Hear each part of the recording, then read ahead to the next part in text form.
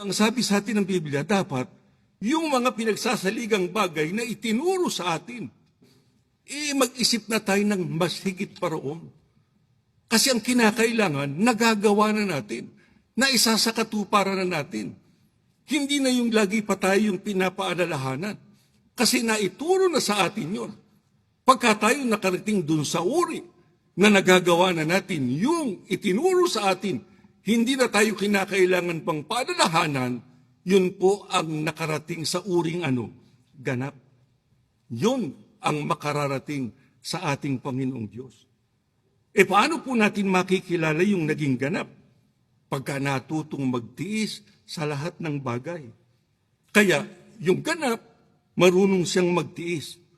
Hindi siya sumusuko doon sa mga bagay na dapat niyang gawin, na aral at utos ng ating Panginoong Diyos. Yung ganap, matyaga siya sa pagsunod sa lahat ng kalooban ng ating Panginoong Diyos. Kinakailangan nagbabagong buhay.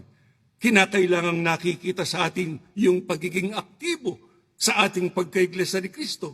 Hindi tayo namimili ng ating susundin. Yun ang iglesia ni Kristo na nakarating sa uring ganap.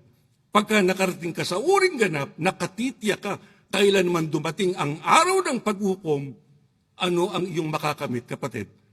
Kaligtasan na pangako ng ating Panginoong Diyos.